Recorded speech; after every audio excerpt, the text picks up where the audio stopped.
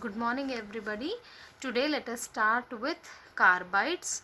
They are compounds of group 14 elements. So, usually, they are compounds of carbon with the elements of similar or of lower electronegativity than carbon. It is usually excluding the hydrogen so the compounds of carbon with elements of similar or of lower electronegativity than carbon, they are termed as carbides. So this is, it is not including the compounds of carbon with our group 5, group 6 and group 7, that is our nitrogen family, oxygen family and halogen family. So it will not include that carbon dioxide, carbon disulfide, or so we have to see the classification of carbides, girls. So carbides are classified depending upon the type of bond present in between the carbides, girls. So carbides, they are classified into three different types. Ionic carbides, usually they are like salts with ionic bond in them. Usually you have covalent carbides, they are like giant molecules and usually they are binded by covalent binding. Then you have interstitial carbides, usually they have metallic bond. Usually the atoms are getting occupied in the gaps present in between the metal lattice. They are also called as alloy type, or usually they are called as metallic carbides. So totally we have three, that is ionic carbides, covalent carbides and interstitial carbides. Now let us come to the preparation of carbides. Let us come to the preparation of carbides. Metal, whenever it is treated with carbon, you will get carbides. Whenever you treat metal with carbon at a very high temperature, this delta symbol represents heating so whenever you are heating metal with carbon at very high temperatures, it results in the formation of carbides. Or else you have one more preparation, that is when you treat the oxide with hydrocarbon at very high temperature, again the resultant is a carbide. So there are two different types of preparations. You can treat directly the metal with the carbon, or else you can treat the oxide of that metal with a hydrocarbon at very high temperature, which results in the formation of our carbide. Now let us see in detail about the ionic carbides. Usually ionic carbides, they are formed by highly electropositive elements like alkali and alkaline earth metals, that is group 1a and 2a, and even that boron group elements also, they will give you ionic carbides. So ionic carbides, they are formed by group 1a and 2a, that is highly electropositive elements. They are usually transparent. Now these are the properties of ionic carbides. They are transparent. Usually whenever we say ionic, they will be in crystalline shape and they act as insulators. Insulators means they are not allowing the current to pass through it.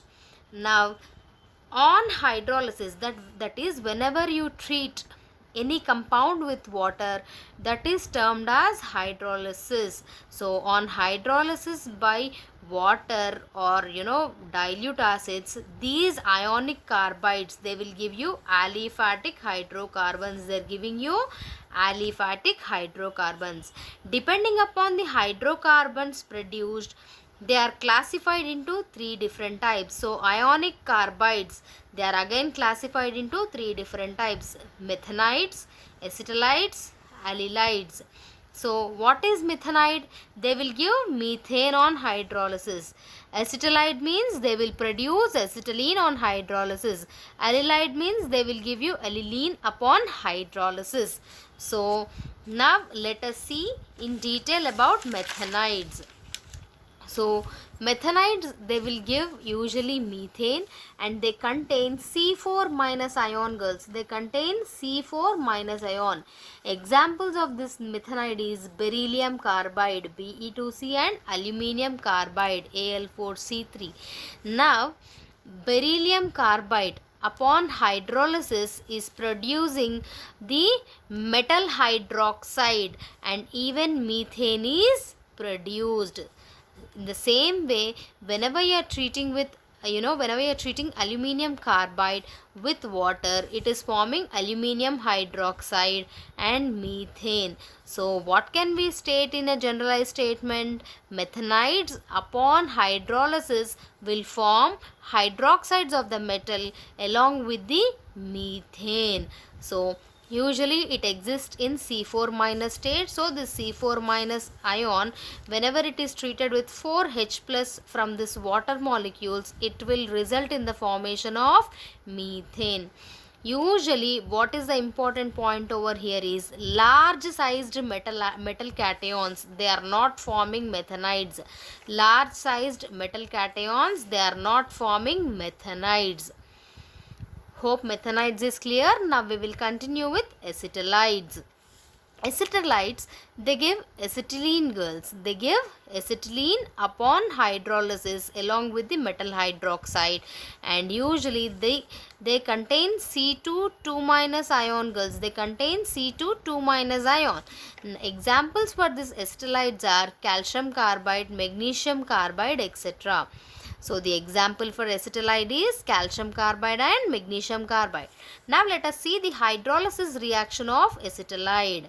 Acetylide, that is our calcium carbide, whenever it is treated with water, it gets decomposed to give two compounds. One is calcium hydroxide, that is the metal hydroxide, and acetylene, CH3 triple bond CH is nothing but, this is nothing but acetylene. So acetylene is the hydrocarbon which is produced over here. So usually it is in C2 2 minus state in case of acetylides. So it is reacting with the 2H plus from water molecules and it is giving acetylene. So girls, here usually this is electropositive and this is electronegative. So OH minus will go and attack the metal atom, whereas H plus will go and attach to this negatively charged carbon atom. Now let us see allylides.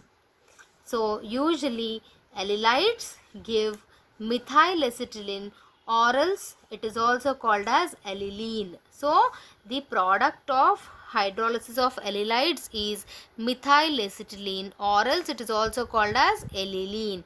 And usually the ionic state of carbon in allylides is C3 minus ion. It is C3 minus ion.